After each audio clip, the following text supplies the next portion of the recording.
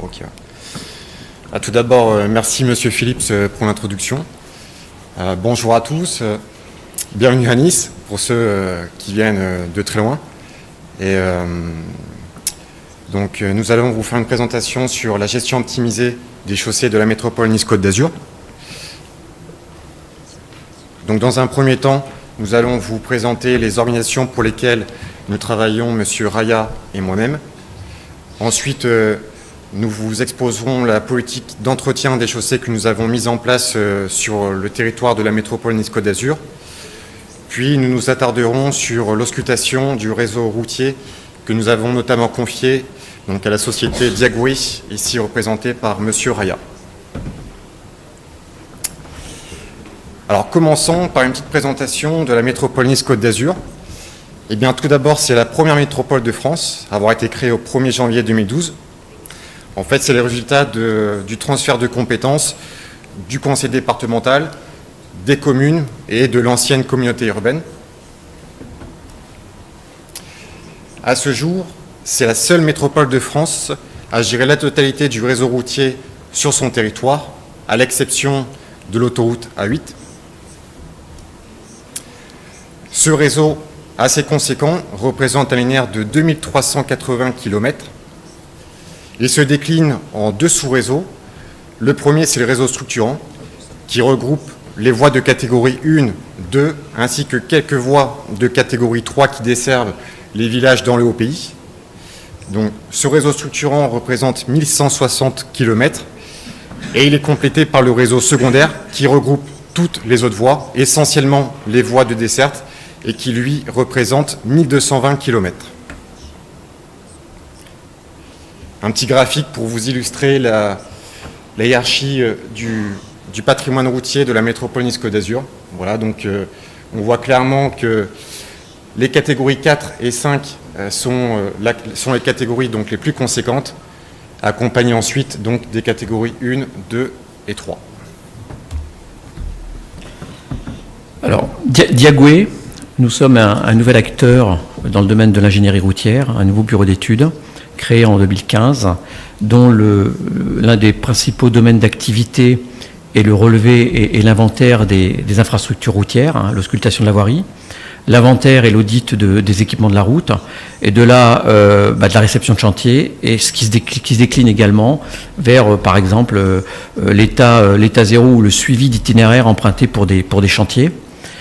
Ce qui nous amène également vers de l'expertise routière avec de la modélisation et du dimensionnement de chaussées, et également des audits de performance et de conformité de la signalisation et la gestion de stratégies et de programmation d'entretien, ainsi que tous les livrables qui peuvent être déclinés par rapport à toutes ces activités de représentation cartographique et de gestion de données. On va de l'auscultation routière à grand rendement à la stratégie patrimoniale d'entretien, avec pour principaux clients les gestionnaires comme les aéroports, les autoroutes, les ports, le rail, routes et voiries urbaines.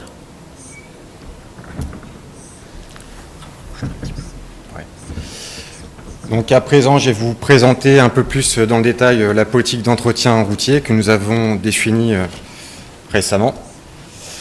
Alors qu'est-ce que la politique métropolitaine d'entretien routier ? Eh bien, c'est un ensemble de solutions d'entretien type qui sont viables sur plusieurs plans, donc les plans techniques, économiques et environnementaux, et ce, à l'échelle du territoire de la métropole, donc qui regroupe 49 communes, un territoire très hétérogène avec le littoral, le moyen pays et le haut pays. Donc, en fait, on associe dans cette politique à la fois de l'entretien préventif et de l'entretien curatif, en allant du simple pontage de fissures jusqu'à reconstruction complète du corps de chaussée.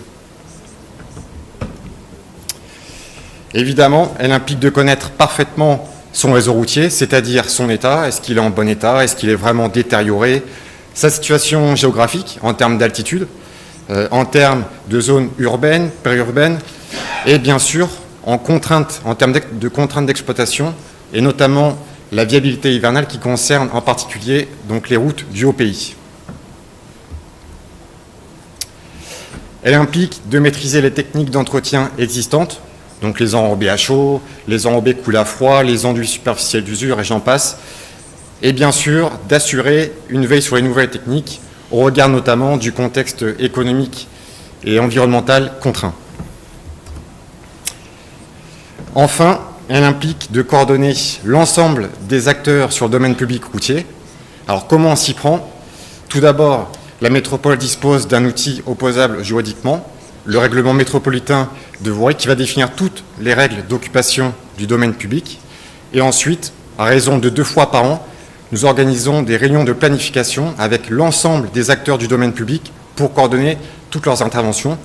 Pour vous donner un ordre d'idée, cela représente environ 2000 chantiers programmés sur les 3 ans à venir, ce qui implique une quarantaine de mètres d'ouvrage pour environ 200 coordinations. Donc c'est assez conséquent. La politique métropolitaine d'entretien routier, une modernisation constante. Eh bien, ça tombe bien parce que je travaille dans un service maîtrise d'ouvrage et modernisation. Donc, nous sommes un service d'experts, en fait, qui travaille en transversalité pour l'ensemble des services opérationnels, tels que les subdivisions métropolitaines qui sont vraiment sur le terrain. Voilà, donc on compte 7 subdivisions qui sont vraiment réparties sur tout le territoire de la métropole Nice-Côte d'Azur. La métropole Nice-Côte d'Azur s'est engagée dans une démarche d'expérimenter de nouvelles techniques qui se veulent plus respectueuses de l'environnement, plus économiques et qui visent ainsi à se substituer aux enrobés à chaud traditionnels.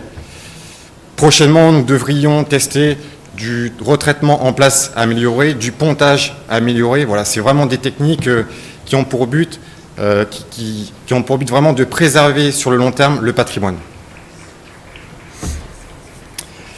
L'une des forces également de la métropole Nice-Côte d'Azur est qu'elle dispose de son propre SIG, donc ce qui signifie qu'on est propriétaire de notre base de données, donc on peut l'agrémenter, la mettre à jour et ainsi assurer un suivi précis et continu de notre patrimoine routier. Je vous ai parlé du règlement métropolitain précédemment. Actuellement, il est en cours de mise à jour afin de mieux encadrer les travaux urgents, de mieux préserver le patrimoine, de mieux encadrer les travaux de réfection de tranchées, qui sont assez nombreuses donc, sur le territoire. Enfin, la métropole sera prochainement dotée d'un nouveau logiciel de gestion du domaine public. C'est le logiciel Viazur, donc il sera partagé par l'ensemble des acteurs du domaine public. Il permettra de visualiser l'ensemble des chantiers programmés sur les 3 prochaines années et ainsi de suivre en temps réel leur évolution, depuis leur préparation jusqu'à la garantie de parfait achèvement. Alors, tout à l'heure, je vous disais que pour définir une politique d'entretien, il faut au préalable connaître son réseau. Eh bien, en 2014, nous avons réalisé une première auscultation du réseau routier. Celle-ci concernait le réseau structurant, donc 1160 km. Celle-ci a donné lieu à la mise en place d'une programmation pluriannuelle d'entretien sur 6 ans. En mai dernier, nous avons confié au groupement Diagoué et PSC Signalisation un nouveau marché d'auscultation, le marché relevé patrimonial de la voirie métropolitaine. Alors ce marché s'avère original parce qu'il regroupe dans un seul et même lot les chaussées et tous les équipements de la route. Donc ça va de la signalisation horizontale à la signalisation verticale, en passant par les dispositifs de retenue, les potences portiques et OMA, etc. Ainsi, l'automne dernier, nous avons réalisé une nouvelle auscultation d'une partie du réseau structurant, donc ce qui représente près de 300 km, et nous avons demandé donc, aux titulaires de réaliser l'auscultation du réseau secondaire. Et prochainement, nous pourrons exploiter les résultats et établir une nouvelle programmation pluriannuelle d'entretien. On envisage une révision de cette auscultation tous les 5 à 6 ans, ce qui nous permettra vraiment de suivre précisément l'évolution de l'état de notre patrimoine. Alors ce marché, évidemment, il a plusieurs objectifs. Le premier, c'est de déterminer l'état des chaussées à un instant T, en fonction de plusieurs paramètres, les déformations structurelles, les dégradations de surface, l'unilongitudinal, transversale, l'adhérence, etc. De définir une programmation pluriannuelle d'entretien des chaussées qui va tenir compte, bien sûr, de l'état, mais aussi du trafic supporté. de définir des stratégies d'entretien des chaussées en fonction du budget qu'on va allouer à l'entretien, mais aussi ausculter les équipements de la route, inspecter visuellement les PPHM, réaliser des études d'itinéraire de mise en cohérence, de mise en conformité. Voilà quelques photos. Donc ça, c'est Diagoué 1 que M. Raya va vous présenter. Ouais, je lui laisse la parole. Alors, les attentes de la métropole Nice-Côte d'Azur vis-à-vis du groupement. Réaliser l'auscultation des chaussées et de ses équipements, le relevé des équipements de la route, réaliser le traitement, l'exploitation, l'interprétation, l'exportation, le formatage, la représentation des mesures et des indicateurs, apporter une expertise sur ces différents sujets liés aux indicateurs et aux mesures, accompagner le maître d'ouvrage dans sa démarche de gestion. Alors, tout ça, les atouts du groupement pour répondre aux attentes de la métropole Nice-Côte d'Azur, eh bien, c'est que le groupement maîtrise ses outils de production, le développement de ces outils de production, ainsi que les évolutions et les améliorations de ces outils. Le groupement maîtrise le développement de ses propres matériels d'auscultation, puisque Diagoué a développé ses propres matériels, ainsi que PSC Signalisation. Le groupement développe ses propres outils logiciels d'exploitation, de traitement, d'export et de représentation. Les moyens matériels que l'on a mis en œuvre à la pointe de la technologie.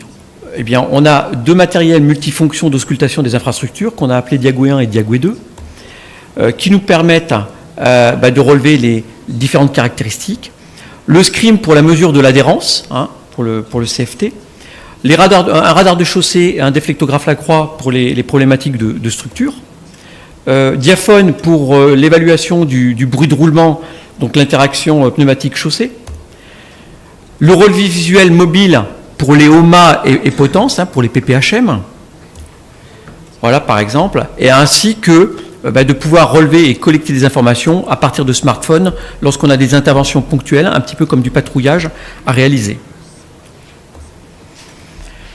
Des indicateurs multiples pour un résultat plus précis, donc de l'unilongitudinal bitrace, voire tritrace, la macrotexture, l'unitransversale, des images numériques à 180 degrés pour pouvoir collecter l'ensemble des informations de l'infrastructure et notamment les équipements, de définir à partir de toutes ces caractéristiques des indicateurs de surface, indicateurs structurels, indicateurs de confort pour l'usager, et tout ça nous permettra d'avoir l'ensemble des données disponibles et précises pour le maître d'ouvrage, pour qu'il puisse définir sa stratégie d'entretien. Un petit focus sur le matériel qui a été utilisé, que l'on appelle Diagoué 1, un matériel multifonction qui nous permet la mesure de l'unilongitudinal, donc avec la petite pastille numéro 1, en bitrace, en bande de roulement droite, gauche et axe, de la macrotexture également, d'avoir des images d'environnement, de pouvoir avoir la géométrie également de la chaussée, pente, dévers, rayon de courbure, de pouvoir également collecter les dégradations de surface pour le maître d'ouvrage suivant sa méthodologie, et de pouvoir positionner l'intégralité de ces données très précisément, en PR plus abscisse, en coordonnées curviligne, mais également en coordonnées GPS, ainsi que, en dernière mesure, le profil transversal avec l'ornirage et les affaissements de rive.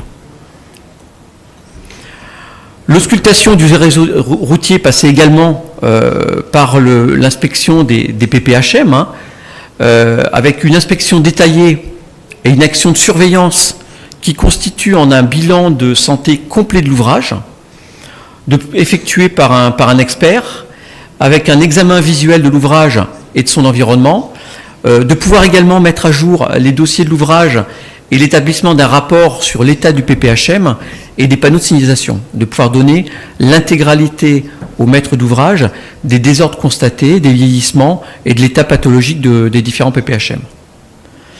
Ce qui peut donner par la suite, le maître d'ouvrage est à même de pouvoir préconiser des travaux d'entretien courants ou spécialisés en fonction des pathologies, voire des réparations de ces PPHM.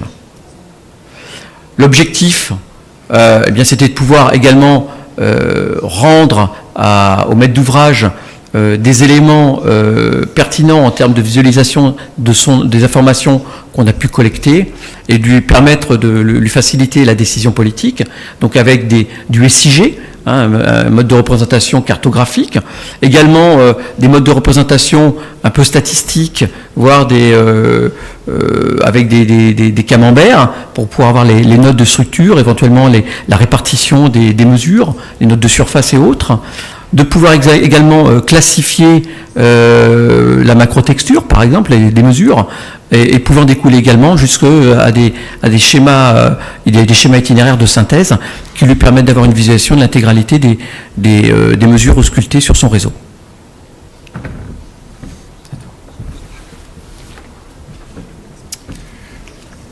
Donc tout ce travail en fait qu'on vous a présenté permet d'aboutir à des stratégies d'entretien. À ce jour, à la métropole, on a défini 4 stratégies d'entretien. Donc la première, c'est la stratégie de sécurisation. En fait, on intervient uniquement sur les chaussées en état mauvais et détérioré en maintenant leur linéaire. La deuxième, c'est la stratégie de maintien. On maintient tous les états à un instant T. La stratégie d'amélioration de niveau 1, par rapport à celle de maintien, on répare les chaussées en état détérioré, donc qui repassent en état excellent. Et la stratégie d'amélioration de niveau 2, on répare en plus des chaussées détériorées, les chaussées en mauvais état qui repassent aussi du coup en état excellent. Donc graphiquement, voici une projection de l'état global du patrimoine suivant ces 4 stratégies. Voilà, on voit clairement qu'avec une stratégie de sécurisation, eh bien, le patrimoine se dégrade. Voilà, ici c'est un exemple. Alors qu'avec une stratégie d'amélioration de niveau 1 ou 2, clairement, voilà, son état global s'améliore nettement. Voilà.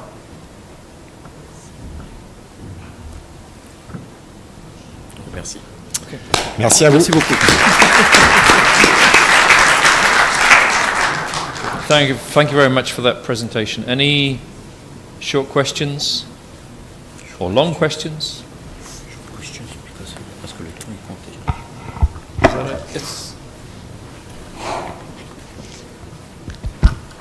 Oui, juste une question, excusez-moi. Les appareils d'auscultation que vous utilisez, vous avez parlé du SCRIM notamment, sont normalement utilisés à certaines vitesses qui ne sont pas toujours compatibles avec de l'urbain. Comment est-ce que vous palliez ce problème-là ? Les appareils d'auscultation comme le SCRIM, on l'utilise uniquement en race campagne. Donc sur l'urbain, on utilise d'autres techniques. On peut utiliser du grip tester, on peut utiliser d'autres appareils de mesure qui ne sont pas justement impactés par ces problèmes de normes et de vitesse d'auscultation. Okay, with that, because we're starting to run late, I'd like to thank again Mr. Catouin and Mr. Raye. Ouais. So thank you very much for your Juste par rapport donc au SCRIM, en fait, j'ajouterais que ça serait vraiment pour des études un peu plus fines, un peu plus précises, parce qu'en grand rendement, on utilise vraiment deux capteurs laser qui nous relèvent la macro. Donc ça nous donne déjà une première information sur l'adhérence. Voilà. Okay. Bonjour. Bonjour. Encore. Merci. Merci.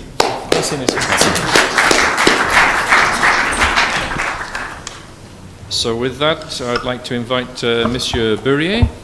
Monsieur Bourrier? Monsieur Bourrier is previously responsible for the Grand Travaux, the large project.